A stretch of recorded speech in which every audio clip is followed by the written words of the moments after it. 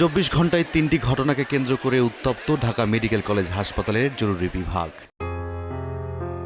রাজধানীর ক্যান্টনমেন্ট এলাকায় মোটরসাইকেল দুর্ঘটনায় আহত বিউবিটির শিক্ষার্থী আহসানুল হক দীপ্ত চিকিৎসাধীন অবস্থায় ঢাকা মেডিকেল কলেজ হাসপাতালে মারা যান। চিকিৎসকদের অবহেলায় তার মৃত্যু হয়েছে এমন অভিযোগ তুলে বেশ কয়েকজন হাসপাতালে এসে অপারেশন থিয়েটারে ঢুকে চিকিৎসককে মারধর করে ভাঙচুর চালায়। আহত হন ৩ চিকিৎসক। এদিকে সন্ধ্যায় ঢাকা মেডিকেল কলেজ হাসপাতালের জরুরি বিভাগের ভেতরে ধারালো অস্ত্র দিয়ে এক গ্রুপের সদস্যরা আরেক গ্রুপের সদস্যদের উপরে হামলা চালালে ঘটনাস্থলে একজনের মৃত্যু হয়। এই ঘটনায় চাপাতি সহ 4 জনকে আটক করেছে সেনাবাহিনী। অপরদিকে রাতে বিষ পান করে হাসপাতালে এক রোগী ভর্তি হলে চিকিৎসাধীন অবস্থায় মারা যান। এই ঘটনাকে কেন্দ্র করে স্বজনরা চিকিৎসককে লাঞ্ছিত করে। এই ঘটনার পরে হাসপাতালে বিক্ষোভ মিছিলের পর আরও উত্তেজিত হয়ে পড়ে ইন্টার্ন চিকিৎসকরা। আগামী 24 ঘন্টার মধ্যে দায়ীদের গ্রেফতারের আলটিমেটাম দেন তারা। আইসিইউতে পেশেন্ট এখনো আছে ভর্তি, সেখানে ভাঙা হইলো। যদি একটা ওই পেশেন্টের কিছু হইতো তাই এবার কার?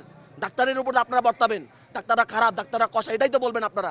তাহলে আমাদের নিরাপত্তাটা কোথায়? রামদানি এসে চারটা, এই যে this is from director room, এইরকম চারটা নিয়ে এসে ডাবের জন্য এটা তারা হচ্ছে এইখানে আমার ইমার্জেন্সির সামনে পেশেন্টকে কোপাচ্ছে। আমাদের যখন ধাক্কা মারতেছে, এটা যখন সিসিটিভিতে দেখছে, তখন তারপর সবাই ছুটে আসছে যে কোন সাহসে একটা মেডিকেল স্টুডেন্ট এবং ডাক্তারকে সে মারতে পারে।